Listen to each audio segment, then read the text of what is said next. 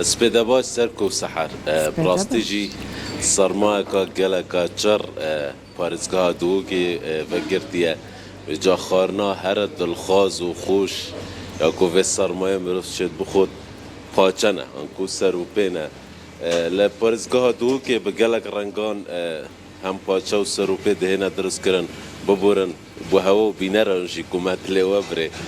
بس بزانین کانی چوا دهیده درست کرن و هر وصا او پیکاتین و پتر خلق حشچت کدن هر وصا پتر رخبتا خلقی لسر چیب تایبت دو ورز زستان داوت وقت سرمایه دا کاک آزاد گل منه کاک آزاد اگر بوما بیشی سروپی جاری دهو که چوا دهینا درست کرن چو پیکاتین و دست بگه بخیر آدم سرم سر هر دو چاوا باش 1975 جرى شو لما في المثل أبا تقريبا 15 سنة مدينة دوكة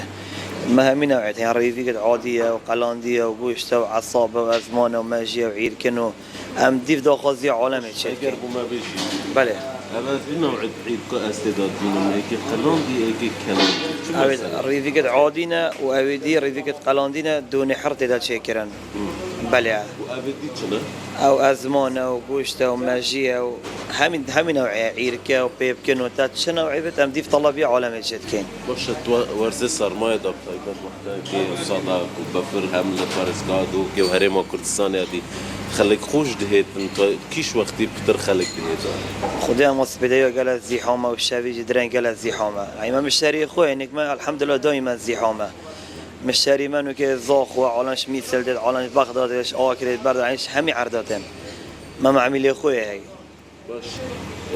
هو الفيري بصري دي كنا ينجي عيركو سروبيكو نكاديف طلبية بيقول كيف ريفيك قلاندي وعادية قوشت زمان ماجية بيبكن بله نكاديف طلبية بيقول كيف بيجي عير كده بتاع عير كده أنا بيجي عير كده بتاع كده بس ريفيك تهين وهم يشتهين همین سنه و ریکارد شکر نویل پارزگاه دو که جداش جهندی طبعا الله فوق شكرنا قال لك بزحمة شو البيت تقريبا 4 ساعات من تسرح آجري حتى تشيب بيت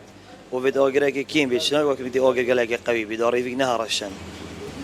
باش او بکادید نافری بیکادا چنا جبلی برنجه جد قوشته وفلفلة بله چند ریکان دهینا درست کرن او ریبیکه خود تقريبا يزيد 3-4 ريكا بله شکل ستت خوش بن بله سرکو سحر لپارزگاه دو که جبلی کت ورزه سرمایه دا خواسته خلکی لسر زیده دبید هر وصا جدا جهندشی هر کسی جبو کسی که خواستاوی جدای هندک دهن بس ریویکا خون هندک دهن بس عیرکات خون هندک دهن او گوشتت ناف دا یعنی او بشندی سرو پیکن او دخون باشە هاوار ئەوەی کە باست کرد هەموو هەر کەسە بە پێی خواستی خۆی وەکو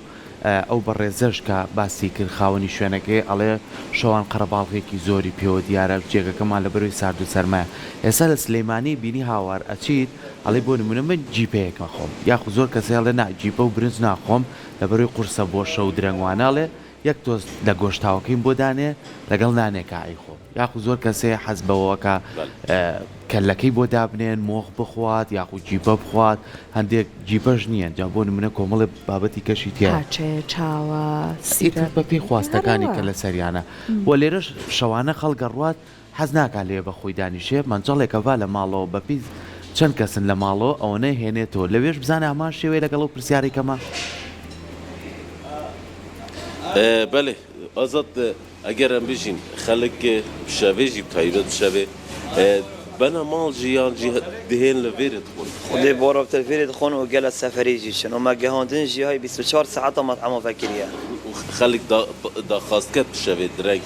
نابجن خارنکا گرانه و سرمایه دی ما عندهم مشتري هاي ساعات 1-2-3-4 طلبت كان حتى 5 سبيديشي ما هي اسبوع 3-4 جرى طلبت كان اما مشتري اخوي هاي بله ستت خوش سرکو راستی جید خلق پرزگاه دو که حزکا تایبت بو پاچه هیا اجبر هندی جی راستی جید درنگانی شب جیدا گلک جاران من دید یلوان خارنگهان اوین پاچه درست کن تایبت ورزه زوستان دا خبسکا گلک آزوره جا ئەوێ دخۆت هزراندێ ناکەت کە خارنێکە گرانیا خاری چونکی ئەvە بەرەپتریا ئەوان بە میموکە لەیمونان دهێنە خوارن و پتر حەستکەن لەیمون دناودا بیتن و پێوەرکەن و شنی بخۆن داکو بەرسەڤکیەکە ji بوو لە شێوان ژی دروست بیت واللهی دەستەکانە خۆش بە هاوار پێما بەسە زۆرێکی زۆری بینەرانمان ئەم دیمەنانان بینیوە بەخۆ تویانە حەزمان لێلانێ ئێستا بۆ شانتەفیلم هاوارە و قاپیان بۆ ئامادە کردی بۆ خۆی بە ئیسراحەت دانیشتە تۆزێکی لێ بۆ زۆر خۆش ئامادە نەبی با گەرمی کەنەوەی نانێک بهێنە ئەوە بۆ من حازر کردومە وڵات دوێنێ شەویشمان خاردووە ئەینۆشی گیانە بێ بێەوەی نەخۆش ئافێت بێت دەست خۆش دەستی خۆش بێ سپاس بۆ زانیاریەکانی ئیترە هاکە هەوە